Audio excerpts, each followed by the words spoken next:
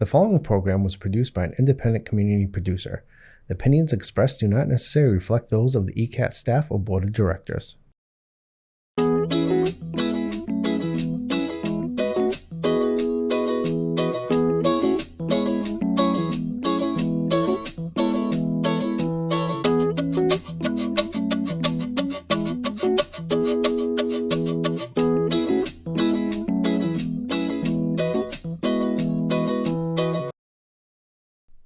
Greetings and welcome to our TV show called Easton 300. This is a production of ECAT, Easton Community Access Television.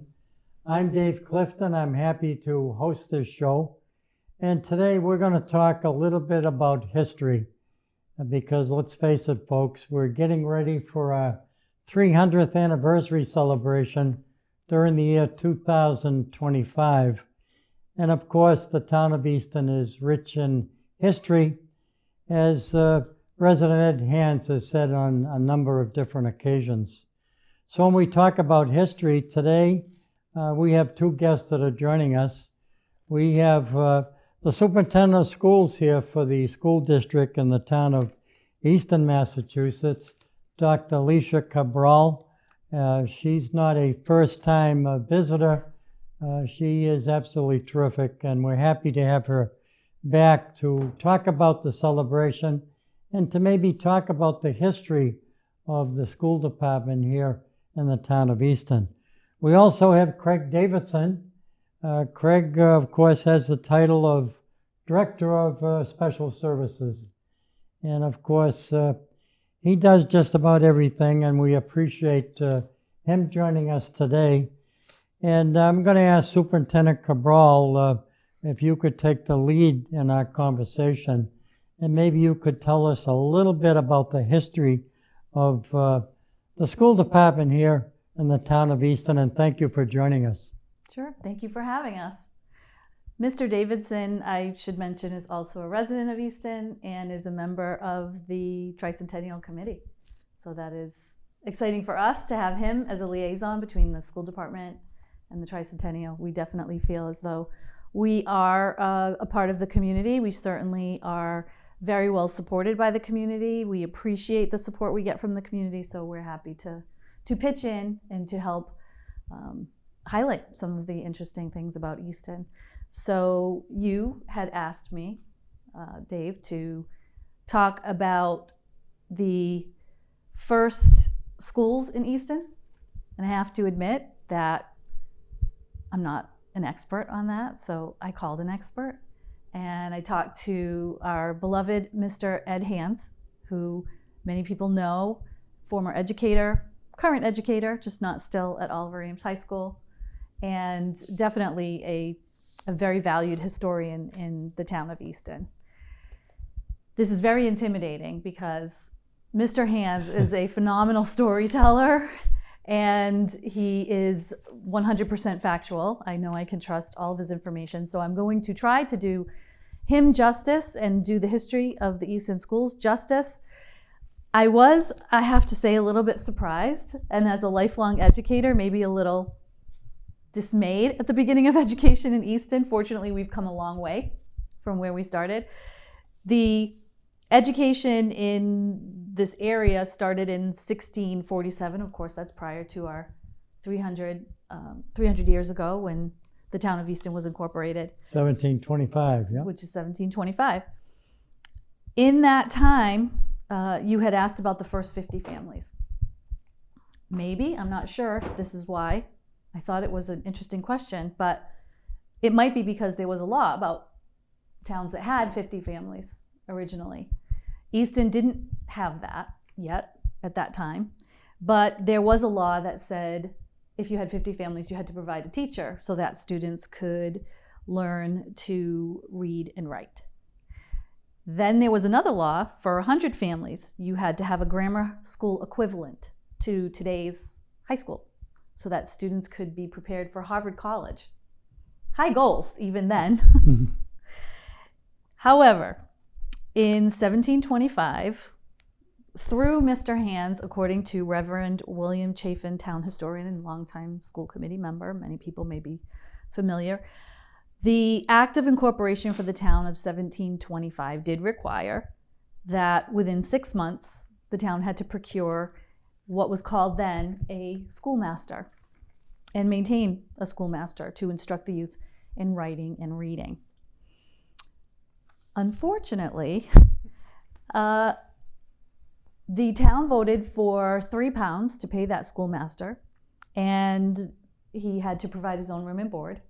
And when they brought him on board, the first schoolmaster, Thomas Pratt, they actually reneged on the £3, and so he quit. And in 1736, the town voted to hire a schoolmaster again, so that's 9 years later, and they didn't appropriate money for that. So in 1740, they finally voted for money to pay the schoolmaster until 1742, when they realized that even though there was a fine for not having a schoolmaster and being in violation of the law, paying the fine was actually cheaper than paying a schoolmaster. So that's what they decided to do for several years. So the town was sued in 1747, 1750, 1756, repeatedly for not having a schoolmaster. But in 1746, the town voted to create 3 school districts. They had one schoolmaster who gave 1/3 of their time to each school. There's always a but. There's always a but. And when I say school, I use that very loosely. Private homes were used. Barns were used. Absolutely. 1754, the town decided on 4 school districts with 4 teachers, and the districts were responsible for figuring out how to pay the teacher. That's where I see the first description as teacher. And those 4 districts had to have a person that was in charge of the money, and that's where kind of our first concept of school committee members came from.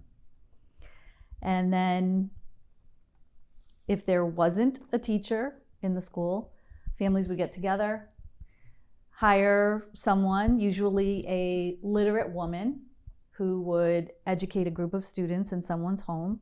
They would call those the dame schools as a result. But from 1759 on, the town did a bit better, hired Joseph Snell of Bridgewater, who was a Harvard graduate. Harvard was well regarded then as well as it is now. And finally, the current high school system began in 1868, 1869, and has been clearly flourishing ever since. And so we may have had a rocky start, but there were other priorities at the time, I'm sure. And certainly we got on board and have the wonderful school system that we have today. Well, thank you very much for that up-to-date information. I'm sure there's a lot of residents out there that watching that had no idea what the beginning was about, but it's very appropriate that we talk about it, especially as we prepare to celebrate the Town of Easton's 300th anniversary. And Craig Davidson, I thank you also for joining us today, and I thank you also for accepting the appointment by your superintendent to join our committee, our Tricentennial Committee. You're a great addition. Tell us something about your position as Director of Special Services. Thank you.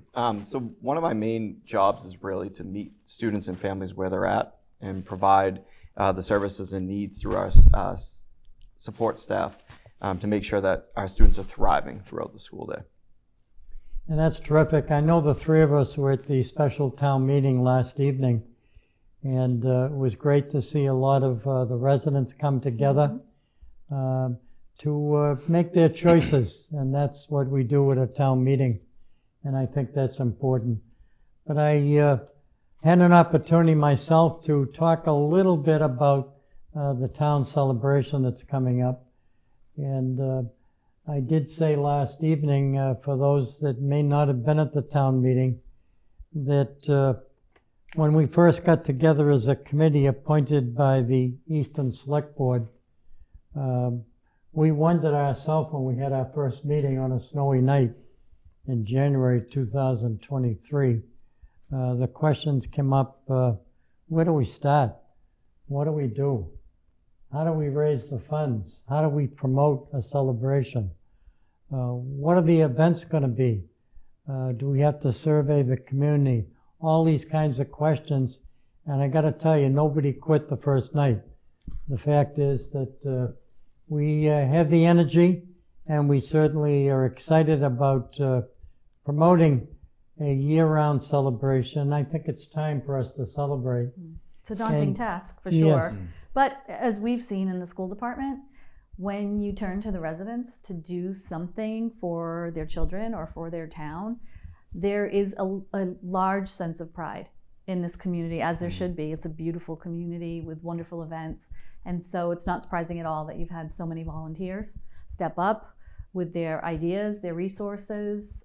It is just another fine example of the true community that is present in Easton. It's interesting. I talked to a couple of students the other day, and I said I was going to be interviewing the superintendent of schools, and they said, I like the superintendent. And I asked them why, and they said the superintendent is the one that cancels school when it snows. That is true. I'm sure there are many other reasons why that is true. They support you as the superintendent. But Craig, I wanted to ask you, I know you're on the Tricentennial Committee. Can you feel the energy, the excitement as we plan and prepare for the year 2025? And folks, it's a month and a half away. Absolutely. I think one of the things that were absolutely amazing was the commitment of your team. Just hearing all the feedback from what has gone into these events and the planning parts of it, and making sure the permits are pulled, and really identifying where to have the events, how to have the events, and who needs to be involved in the events was true forward thinking, and the planning behind it was just amazing. The excitement at your committee meetings can be felt. People are ready to celebrate Easton. People love the town of Easton. I know as a resident myself, my family loves the town. Being involved in so many activities around town really gives that sense of community to all that attend. And I think your events that you've been the leader and visionary for are really going to bring this community even together more. So I appreciate all that you're doing and the committee's doing. And being able to provide this type of service to our great community is truly admired out of my position. Well, thank you very much for your positivity. And I've had the opportunity to go around and meet with many of the department heads in terms of the planning and preparing for our 300th anniversary. And one of my first stops was with Dr. Cabral. And like all the other department heads, they had a smile on their face. They were happy about the celebration. And I thought maybe there may be some concern, more work, more things to do. But that wasn't the way here in the town of Easton. And I congratulate, whether it be the police chief, the fire chief, the director of DPW, and yourself. And there are many others as well. And I really appreciate it. There's a great sense of community, and you must see that as the superintendent of schools, a great sense of community here in the town of Easton. Absolutely. I've worked in other districts, and we know that we can turn to others for resources that we may not have and provide the resources that we can bring to the table. We take pride in the fact that the campus, the buildings, our community campus and buildings. I love leaving at all hours of the evening and seeing it really abuzz with activity. All of the outdoor areas, the indoor areas. The community supports the public schools, and the public schools has the opportunity to give right back to the community by providing safe spaces. Now we're on one campus. It really is a wonderful place to raise a family, as Craig and his wife are doing. And we appreciate people thinking of us and reaching out to us. I sat down and saw Cubby, the mascot here, that we received a request for our students to come up with a nickname for Cubby. And as we were talking to the staff here, when they see Cubby, they're very excited and proud. And that's how we have our children grow, where they know they're part of something bigger than their family or their school, that it truly is a welcoming and embracing community. And that may seem like a small example, but it makes somebody feel welcome. And those things are important. I'll tell you, Dr. Cabral, I've had Cubby at most of our shows once a month since early 2023. And this is the only day that Cubby has actually smiled because you're here. And he knows that he came from the school department. They named him Cuppy. But I did want to say, Craig, and I just wanted to have you, if you don't mind putting this on, to show it off to the audience. My assistant leader here on the committee had put together a couple of uniforms for us to wear in the recent Veterans Day parade. And you look perfect in that hat. But we're going to be talking about the history of the town of Easton, just like we talked about the history of the school department, and the sense of cooperation and people coming together. And I've always felt, since the very first day of trying to put a committee together, I'm not talking about the committee that the select board appointed. I'm talking about hundreds of volunteers eventually will be involved in this year-round celebration. But when I wore this uniform in the parade, for some reason or other, I changed at Dunkin' Donuts. Dale changed at home. But he was the perfect looking person with the outfit on. But we're going to wear these outfits again just to pass the word around that, get ready, folks. The town of Easton will be celebrating its 300th anniversary. There'll be music, there'll be food, there'll be functions and events for people of all ages. And I think when we planned and prepared this, we come up with 10 what we call signature events. These are going to be events that are going to draw huge crowds. And you see all the posters here. I know I'm sitting in front of a poster. My wife, if she's watching, probably thinks I'm on a poster. But the fact is that we're real. We're here and we're talking about the anniversary celebration. And going back to the history, a little trivia question, the history of Easton, the Ames Free Library. And certainly Ed Hands is aware of this. The attentiveness to education was a trademark of the Ames family. And through their generosity, Easton, Massachusetts became the second community in the Bay State to have a public kindergarten starting in the 80s. And I know that our superintendent gave the exact date. 1890s. 1890. Not the 1980s, 1890s. And it's amazing. And we do have the flyers that are available in terms of letting people know what's going on in the celebration. And these were scattered throughout the special town meeting last evening.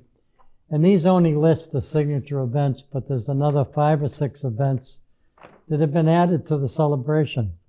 It's going to be a year-round celebration. There's going to be an exciting event that will take place each month during the year 2025. Can you imagine? 1725 to 2025, 300 years. And we're going to be opening up at some point in time some buried treasure. And it's going to be opened in view of the select board in the town of Easton. And we're going to see what was left behind for the 250th celebration here in the town of Easton. I'm Dave Clifton. I'm happy to host the show. We're going to take a short break. We'll be back with the second half of Easton 300. Thank you for joining us. Good afternoon, everyone. I'm Abby Malafato. And I'm... Coming to you from 50 Oliver in North Easton, this is Easton News and Don't have time to stay up and watch ECAT channels all day long, or miss your favorite show's time slot? Don't worry, ECAT has a YouTube channel that has all the programs that we show, so you don't have to miss any of the episodes or catch up on past episodes. Search Easton Cat TV, with TV being the only capital letters. The YouTube channel has playlists for every program, even some of the programs you can download a podcast version. We even stream live events through our channel. To stay up to date with ECAT programming, make sure you look up ECAT's YouTube channel. And don't forget to subscribe so you can get all the alerts for the new programming premiere, and change the alerts to all to make sure you receive all of them. Remember to search Easton Cat TV, with TV being the capital letters. So there's no reason to miss any of the ECAT programming. Enjoy.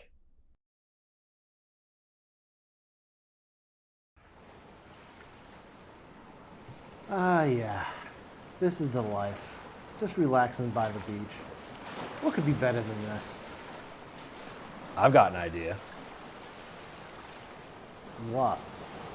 I'd really like to find a forever home. Forever home? Yeah, like Jack Ryan talks about on Easton News.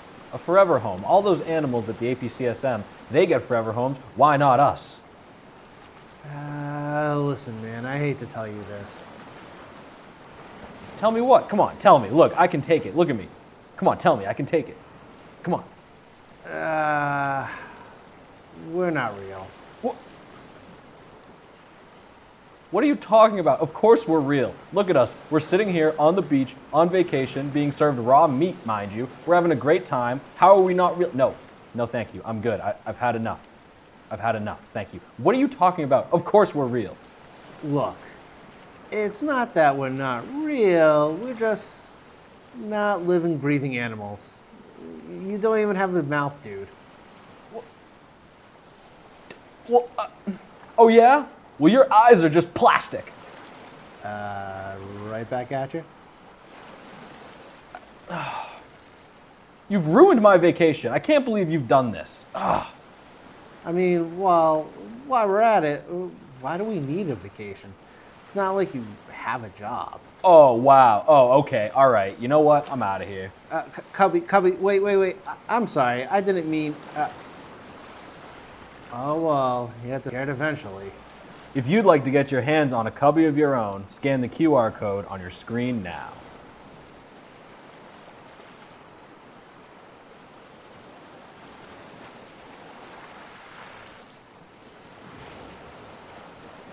Hi there, I'm Gail Devins, and join me as we discover all the businesses that made Easton great.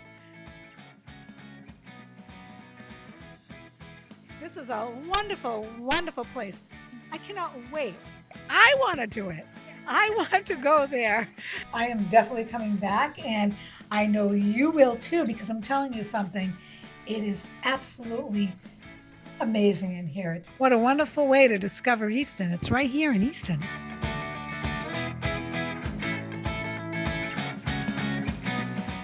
Showing at noon on Mondays, 2 p.m. on Tuesdays, and 11 a.m. on Fridays, only on ECAT.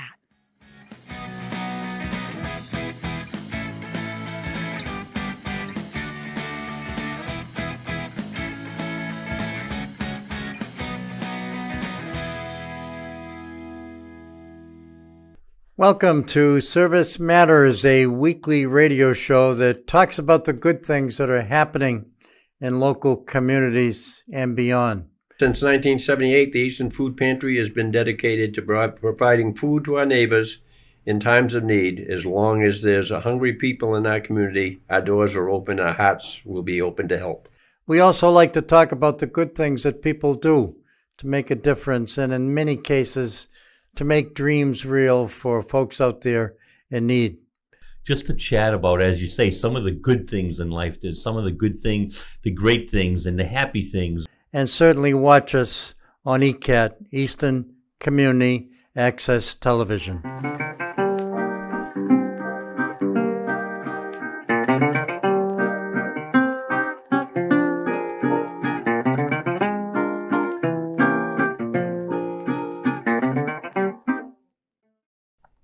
Welcome back to Easton 300. This is an opportunity, this TV show, to highlight all the events that'll take place during the year 2025. And folks, we're a month and a half away. And in between, we have Thanksgiving. We wish you all the best as you plan and prepare your Turkey Day celebration. We got Christmas, we got Hanukkah, and then, of course, we got a year-round celebration. And hats off to the Easton Select Board for their sense of cooperation by appointing 10 members to be on the board, including one member of the Select Board who happens to be Craig. And he has the responsibility of overseeing permits that are so important to all the events that will take place.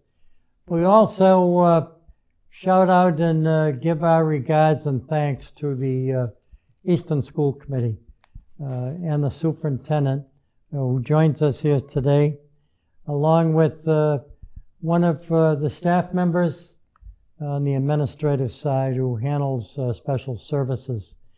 And we got two big events coming up on school property. We got two major events also coming up at Stonehill College. Well, let's start with the school events, and we have two school leaders joining us today. Craig, you're representing the school department on the Tricentennial Committee, and we got a big event coming up on Flag Day, which is June 14th. Tell our viewing audience all about this. Absolutely, Dave. I'll do my best to try to reiterate Not all the only are you things. doing your best, but you're doing it with a smile on your face. Awesome. So we were really excited as a school district to be able to share our campus with the celebration and the committee in the entire town. And on June 14th, it's going to be a wonderful day for the town of Easton. It's the town picnic and concert are going to happen on campus starting at 4 p.m. And it's a celebration of Flag Day. There's going to be, how many flags did you mention will be on the football We're going to field? have two large flags. It takes 40 people to hold a flag. The Lions Club in town has agreed to hold one flag. And we're planning on getting veterans and family members of veterans to hold the other flag. But it's a great chance to salute the red, white, and blue, the American flag, and what we stand for here in the United States of America. And of course, the family picnic's going to be a big deal. Absolutely, and that's after the flyover. You've done a nice job partnering with the state police and presenting a flyover to the American flags that'll be over the football field. We'll be using our fields across campus to have family picnics. There'll be food trucks that we're excited to have. And then from there, it leads right into a concert at 7 p.m. The concert will start right at 7 and will lead right into our firework display at 9 p.m.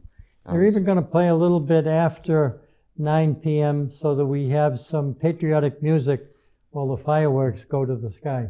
Absolutely. Nice. And we're really excited about having it on campus because our families are so accustomed to coming to campus already to celebrate so many great things that go on in the Easton Public Schools. So to be able to share our campus and our fields, to be able to handle this type of event, and hopefully the large numbers that will attend, will be a great day for all of us. And we're so excited to have the number one leader in the school department working closely with the school committee is our superintendent of schools. It's nice to know that we had your support from the very beginning. And as we watch this celebration mushroom, I remember that first meeting when we were wondering what are we going to do. And I think my comment was, we need to think big. We need to think big because this is going to be a major celebration. We've even taken time to visit other communities that are holding big-time celebrations on their anniversary dates. And we went there because we thought we could pick up tips. We went there and we found out that we were leaving tips. But the fact is that we're coming together as a community. We invite all the volunteers out there in the community. We have many now. We've have 40 or 50 people that have joined our 10 appointed by the select board. And we're going to have many more volunteers when all the events happen. It takes 30, 35 people just to run a parade, folks. But as the superintendent of schools, it's nice to be able to bring the community together. the people that live here in the community, that meet each other, that go to churches and temples together. That brings the community together, and it starts right in the schools. Friends getting together, and of course, this is going to be a big time celebration. Absolutely. We definitely are humbled and very honored to serve all of the people of Easton and their children. And we know that schools and this campus can be a hub for that, for family get-togethers, for friends to get together, for the community to get together. And so for Easton to have this beautiful property, to have these events, and both of the events for the school department, or at the school department, are both in cooperation with the fire chief, Chief Alexander. He is supervising the fireworks, so we have safety in mind, and it's very well under control. And also Police Chief Keith Boone. Absolutely. He's providing the security plan for all of the major events. When you get huge crowds like we're expecting with families and neighbors, and there's probably going to be quite a few people from out of town that join us for major events like the fireworks. Right. And as you noted before, we have a great partnership amongst all of our town departments. The Board of Health will be helping in terms of the food trucks, and the DPW with setup and breakdown. We also have the second event that Craig can talk about on the school campus, where our staff and the DPW will be working together to get it prepared, with the fire department overseeing it, of course. And that is in October. Absolutely. You want to talk about that event? I would love to. October 11th is a bonfire on our campus. How it started, again, another great idea by the committee, but Chief Alexander came to one of our school committee events, school committee meetings, and he presented with enthusiasm how great this event was going to be.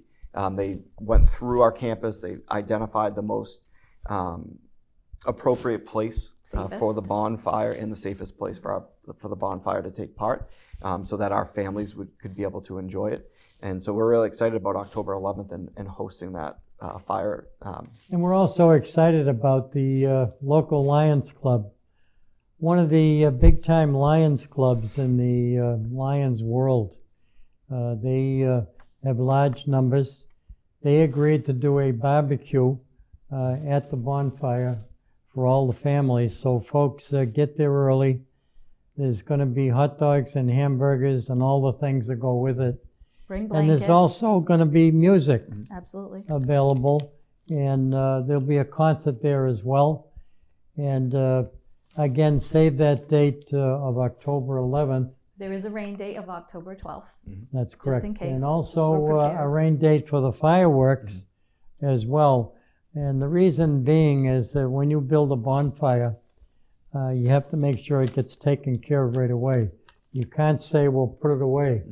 And you can't do the same thing with fireworks. They're already set. And if they don't go off on the date of June 14th, they'll go off on the 15th. And again, I can't thank the school department enough, Dr. Cabral, for your cooperation in making this happen. And I'd also like to thank the sponsors. I'm truly amazed at how many people in town didn't say no. I take a look at the pole banners. We got almost 150 pole banners, or we will have when all is said and done. And these pole banners are going to be on the wooden poles on Main Street, on the parade route, on Center Street. They're going to be at 5 corners on 106. You're going to know something's going on in the town of Easton, that's for sure. But I'd like to thank the sponsors who made healthy donations. I thank you so much for your generosity. I'm talking about the Lee Williams Foundation, the Northeast Savings Bank. How about the Bank of Easton? The Haynes Group made a healthy donation. Doug King, Dave Howe, and Alex Pires, who have been so generous over the years with all kinds of events in the town of Easton. I thank certainly the SCU Credit Union, and I thank the town of Easton for their cooperation. Now, there are many more people that made donations. I'm happy to announce to our viewing audience that we have collected $275,000 to run a year-round celebration. I was afraid to mention that number at town meeting last night because departments are trying to get money, but we didn't have to ask the town. The town made a generous donation towards security for our celebration, and that's very much appreciated. I'd like to mention some of the other events. Our kickoff event is going to be held on January 4th, and that's going to be at Stonehill College. I thank President John for opening up the doors of the college, and he too has said to me, Dave, we're part of the community. We're happy to do what we can to cooperate. So that's going to take place at Stonehill College. Anne Marie Taylor and Amanda Hurley are coordinating that event. They've had lots of experience doing that. The second event is going to take place on April 26th. It's going to be the Art and Cultural Festival. It's going to be at the Oak Games Memorial Hall. We're not only going to spread a large flag up on the front of the stairs, but we're going to have all the artists in town participate. There's going to be food, there's going to be music, and what a great opportunity to also visit the Ames Free Library as well as the Queeset House. So folks, save those dates. They're going to be very important. We're not finished yet because there's a major giant parade taking place on July 12th. It's going to start at the monument on Center Street. It's going to work its way down Center Street. It's going to be a 2-mile parade. It's going to take a right on Main Street. It's going to go by all of the merchants in town and the businesses, and we thank all them for contributing to the celebration as well. And of course, you're going to see some major things in the parade. Believe it or not, we have the Shriners coming. And the Shriners are big time. They have a parade, a division all in itself. We thank the Shriners sponsor, and we're going to mention some of those sponsors before we wrap up our show. But I did want to thank certainly the Haynes Group for sponsoring the parade. And we should have a get-together after the parade that'll be at Memorial Hall for some of the veterans. And of course, we'd also like to express our appreciation to Dan and his wife, Jamie Anderson. They are coordinating a major block party. It's going to be at the Governor Ames Estate. We originally thought we'd do it on Main Street, but tying up traffic would be a little bit too much in terms of police department recommendations, and I couldn't agree more. The block party is going to have something for people of all ages. There's going to be games for kids. There's going to be activities for adults. We're going to make sure that everything is handicap accessible.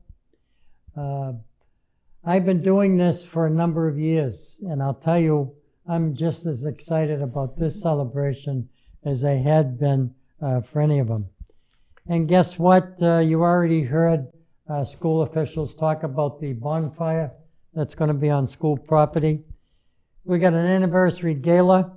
We're asking our superintendent to get out your gown, get out your high school prom outfit, and we're all going to go together. And Craig will wear his we're hat. going to I'll wear enjoy that hat. a Just nice for you. dress-up event. There's going to be entertainment. Father John is going to give an official welcome. It'll be at Stonehill College, and there's excitement in the air.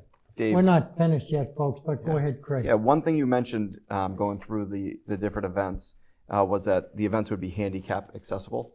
I know that you mentioned this at a committee meeting, and I know those are aired through the TV network. But one of the things that you had mentioned at one of those important meetings was that Joe Pitti works over at the rec department. He's the director of the rec department.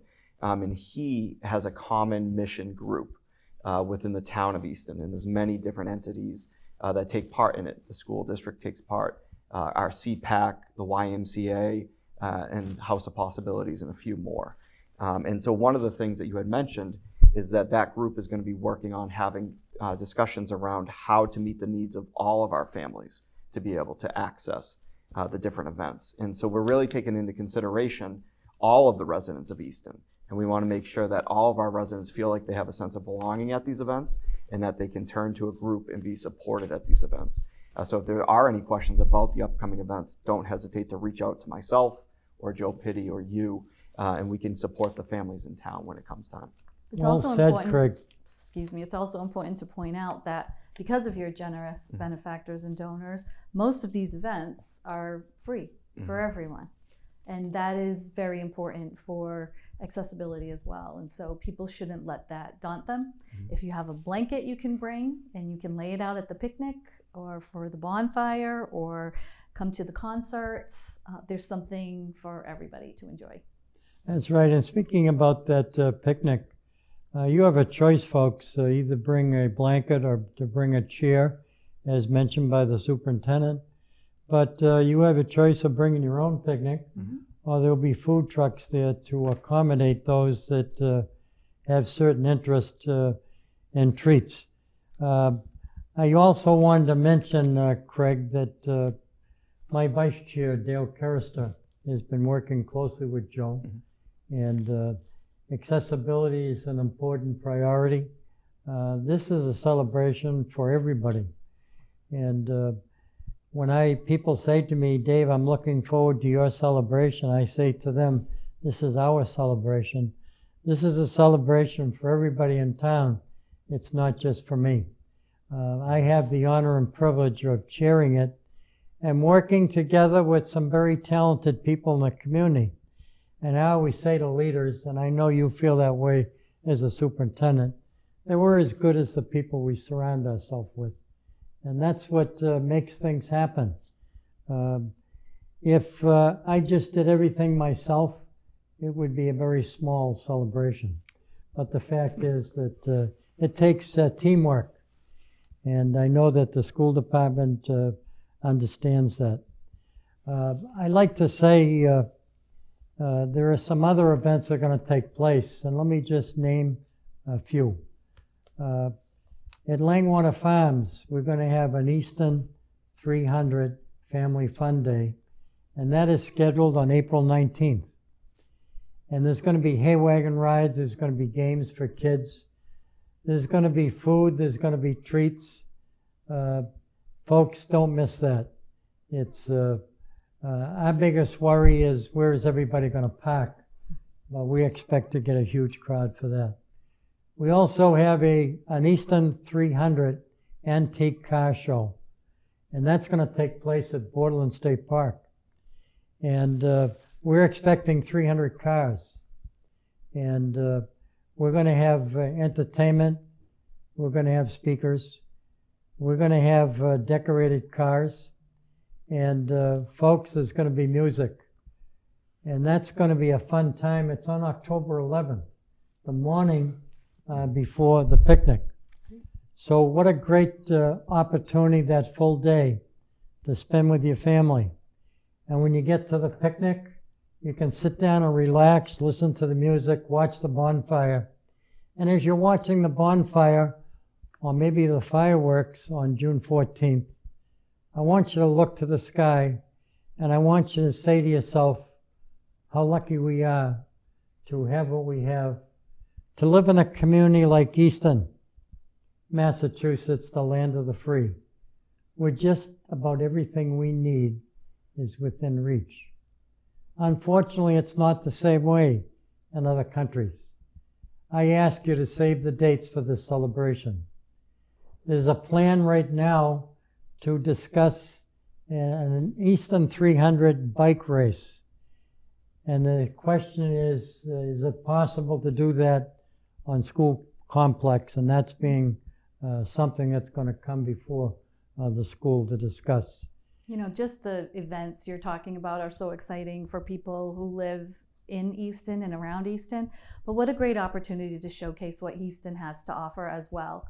As you're talking about all the sites, you're talking about Borderland and Queeset House and the library and the school complex and all of the Governor Ames estate, the Oaks Ames Hall.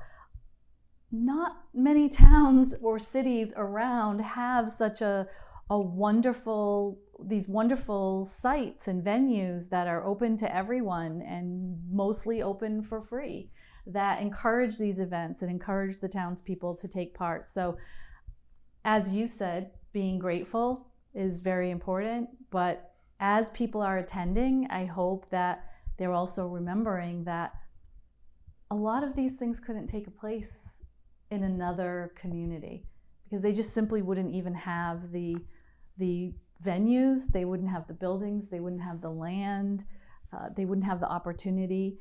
And of course that comes from the history we talked about in Easton, the benefactors then and the benefactors now that make these kind of activities take place. And so for people even around Easton who come and enjoy some of these events, it's going to be a great showcase for this beautiful town itself.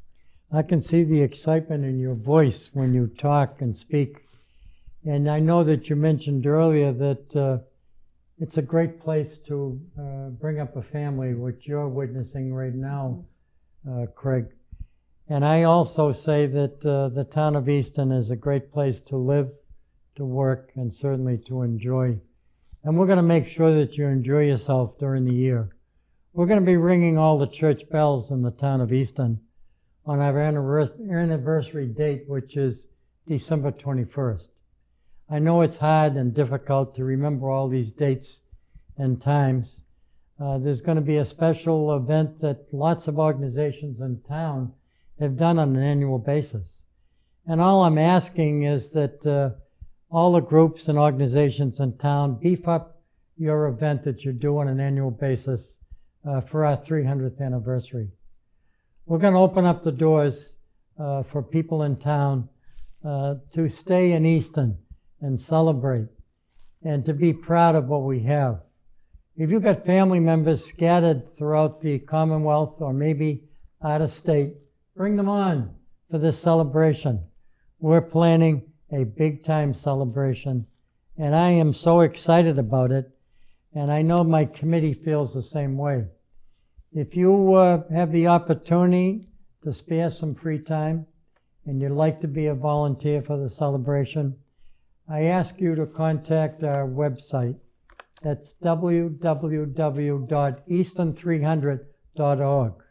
I'm going to repeat that in case you're driving over a bridge. www.easton300.org. And of course, our post office box is 300. Let me give a nice congratulations to Diane Lasati and Roz Miller. They put together a cookbook that's been printed. I don't know if you got a copy of it yet as the superintendent. Not yet, and I will be sure to pass it right over along 100 to my pages, husband. And it's a book that has 300 recipes. And that's the magic number, folks, 300. We also are putting together an anniversary book, and we thank the people who are working hard to put it together, and it's something that'll be finished after the celebration's over. I love what you said earlier about people participating in any way they can. You don't need to be on the committee. You don't need to be in charge of a school complex or have even give a financial donation. If there's a way that you are involved in an event in town, either with your family or part of a business, or you're attending something, maybe think of a way that you can weave the 300 theme into it. As you can see, Dave and his committee have been extremely creative in all of the ways that they've been talking about 300 and tricentennial, and it's a great opportunity to be part of it all throughout the year. This will go literally from January 2025 until the end of December. And I'm reminded in another town where a youngster, I was having the responsibility of doing some fundraising, and here in the town of Easton, We have Courtney Pupkin, who does a great job with fundraising. And we'd also like to thank Ken Michael for knocking on some doors. And I did that. I feel comfortable doing it. But I always remember in another town when I was doing this, a small youngster in elementary school came in with her piggy bank. She saved up some coins, and she wanted to donate it to the celebration. I got a telephone call, the next day, 2 telephone calls from donors, and they changed their mind. They said, if a youngster can donate her piggy bank, I certainly can donate for my business. So I thank the folks that worked hard at recruiting funds. I thank the committee for their talent of taking on their responsibility, Mike Good in marketing. And I certainly want to thank Chris Ventresco, who's snapping pictures. He's so busy tying up traffic, taking pictures of police department and firefighters, and the list goes on and on. And I think we've covered just about everything.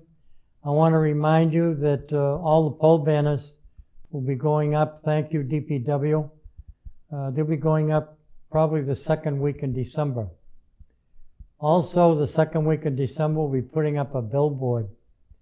They'll be over by Honeydew Donuts, and we hope to be doing some painting in different locations. At the gala, we're going to have spotlights at the front door. We're going to roll out the red carpet. We're going to have some special guests, and folks, you don't want to miss it. It's the final event at Stonehill College. So at this time, I'm going to put on my hat. I'm going to thank our guest for joining us today, our superintendent of schools here in the school district, Town of Easton, Dr. Cabral. Thank you so much for your energy. Thank you for and having what us. you do at the school department. You're absolutely terrific. And our newest member, who's worked very hard with our Tricentennial Committee, just getting the school department involved, and I appreciate that very much. That's going to wrap it up for our show today called Easton 300. I say to each and every one of you out there, as I say on my radio show, go forth to serve, do it with a smile on your face. And if you're going to do something good to help someone out during the year 2025, do it with the dignity that it deserves. As you can see today, the school department is on board with this major celebration. I say, have fun, do what you can to help others out. God bless America, and God bless the town of Easton. Hallelujah.